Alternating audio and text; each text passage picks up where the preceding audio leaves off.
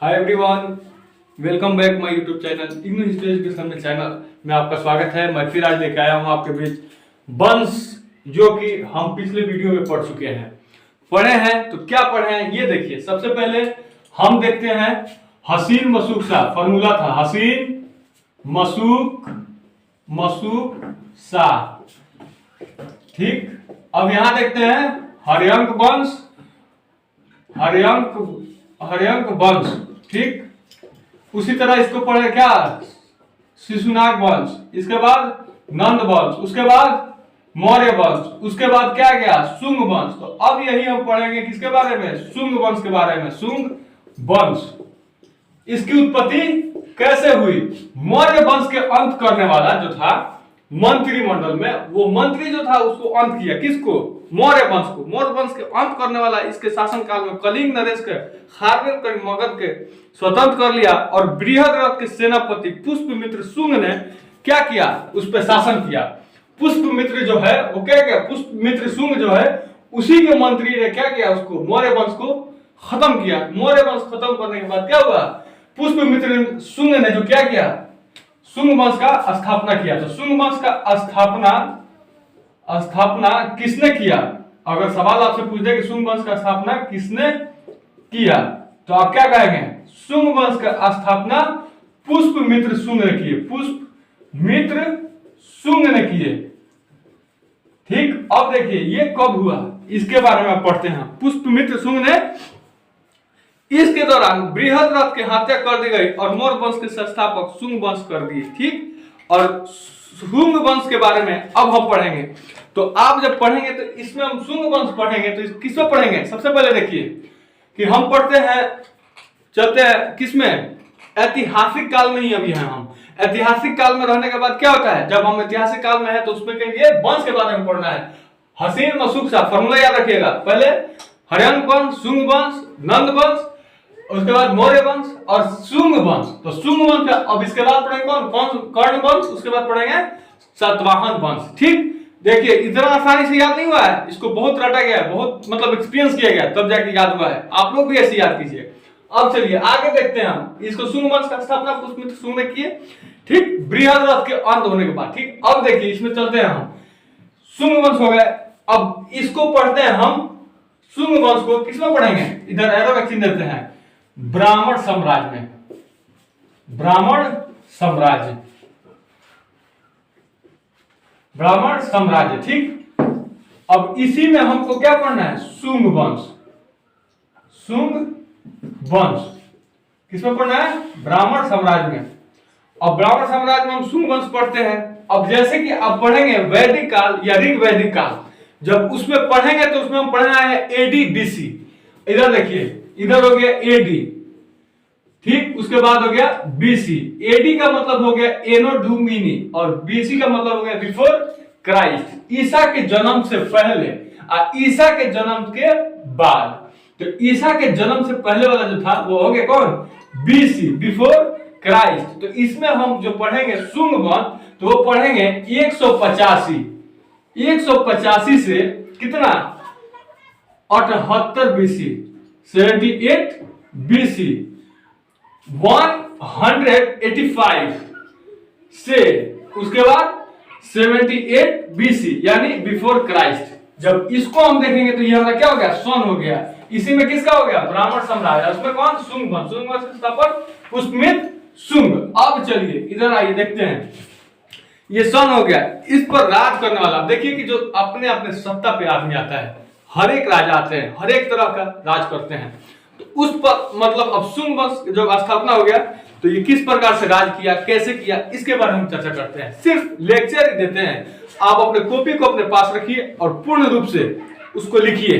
अब कहेंगे कि सर आपका है नीचे झुक के, मतलब बहुत सारे लड़के बोलते हैं कि झुक के आप बात करते हैं, तो जब आप थोड़ा सा टॉपिक देखेंगे नहीं, पढ़ेंगे नहीं, फिर आपको क्या समझाएंगे, बात समझिए। ऐसा कोई नहीं होता जो कि सब चीज बैठ चुका हो, क्योंकि शब्द आप देखते हैं तब जाके आपके विचार में, आपके मन में विचार उत्पन्न होता है, ठीक। अब देखिए मगध पर शासन करने वाला पहला गैर क्षेत्रीय राजवंश कौन था, शुंग वंश था, मगध पर राज करने वाला गैर क्षत्रिय वंश, यानी क्षत्रिय वंश में वो नहीं था, वो गैर राज्य वंश था जो किस पे, मगध पर शासन किया। इसके संस्थापक पुष्पमित्र शुंग थे। पहले ही हम आपको बताए कि ब्राह्मण साम्राज्य में शुंग वंश के संस्थापक किसने किया, स्थापना किसने किया, उसके संस्थापक कौन थे? तो पुष्पमित्र संस्थापक, स्थापना कहिए या संस्थापक कहिए, संस्थापक तो कौन था? पुष्पमित्र शुंग रहे। अब देखिए इसके बाद देखते हैं, इन्होंने अपनी राजधानी पाटलिपुत्र में बनाया। पुष्पमित्र शुंग, देखिए सब कुछ अलग अलग अपना अपना राजधानी बताया, सब भी शासन किए, सब वंश आए।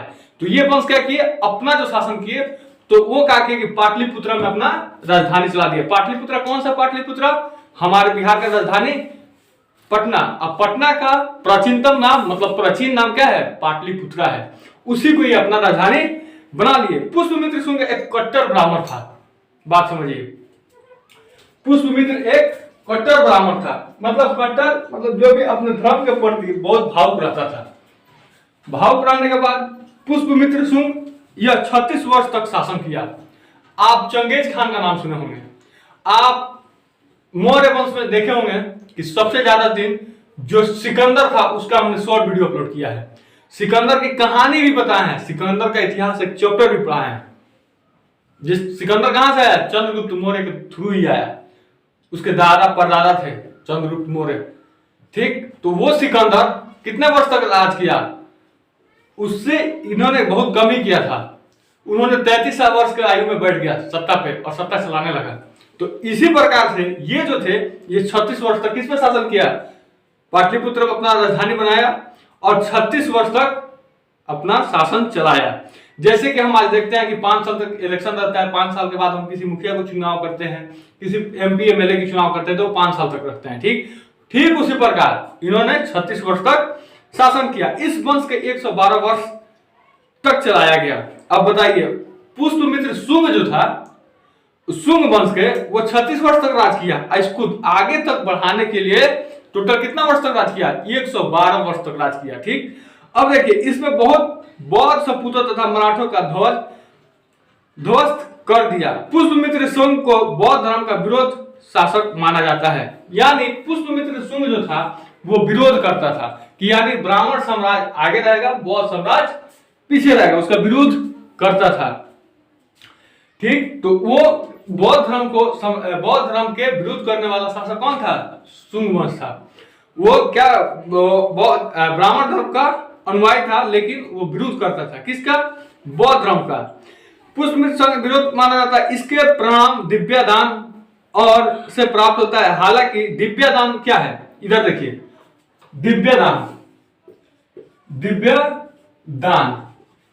जब महाकाव्य हम पढ़ेंगे, हिस्ट्री जब पढ़ेंगे, तो एक एक करके वीडियो देखना पड़ता है हमें, पूर्ण रूप से देखते हैं वीडियो, तब जाके समझ में आता है। तो महाकाव्य जब पढ़े हैं तो कुछ रामचरितमानस से मिला है, कुछ रामायण से मिला है, कुछ शिव पुराण से मिला है, कुछ पुराण से मिला है, ये साहित्यिक स्वरूप से मिला, ये सब ग्रंथ है। ठीक उसी प्रकार शुंग वंश में दिव्यदान एक ग्रंथ है, उसी में इसका जिक्र, इसका चर्चा, इसका जानकारी मिला था। हालांकि इस काल में कई बौद्ध विहार का भी निर्णय हुआ।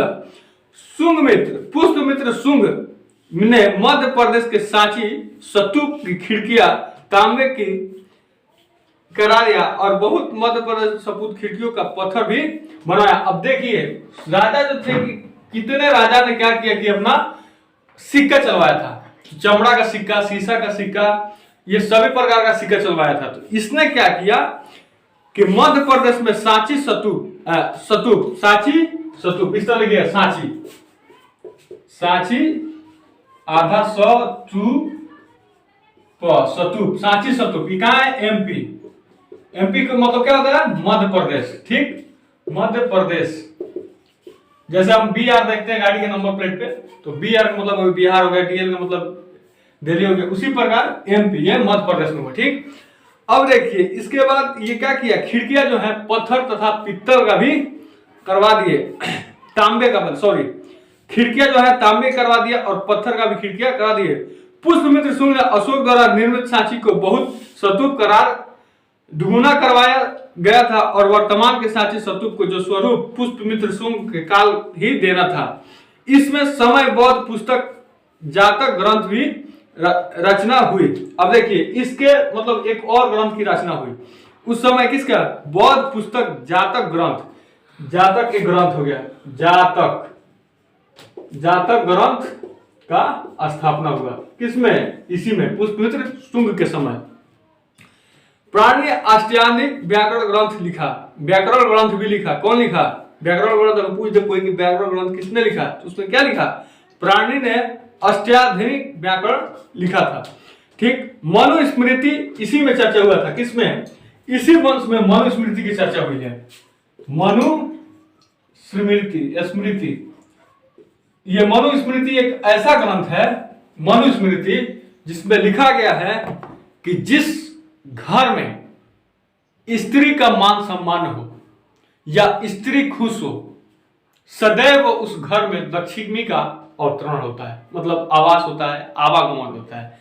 यानी जिस घर में स्त्री खुश हो उसमें लक्ष्मी का अवतार होता है। ठीक। उसमें उस घर में लक्ष्मी आता है, मतलब स्त्री में किसी प्रकार का संकट या किसी प्रकार का जुल्म अत्याचार नहीं करना चाहिए। यह मनुस्मृति में ही लिखा है।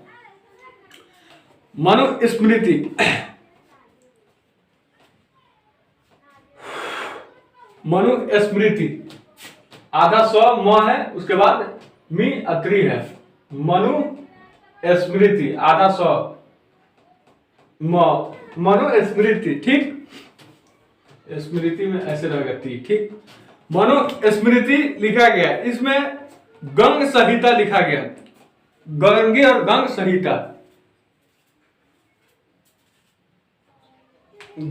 गंगी और गंग संहिता, इस प्रकार से इसमें चर्चा दिया गया। ठीक। आज के लिए इतना ही। फिर हम मिलेंगे अगले वीडियो के साथ इसी चैनल पे, इसलिए कि टॉपिक थोड़ा बड़ा होगा, समझाने में भी सहूलियत होगी। 2 वीडियो मतलब शुंग वंश का जाएगा, उसके बाद क्या होगा? कौंड वंश के बारे में हम पढ़ेंगे। आज के लिए इतना ही।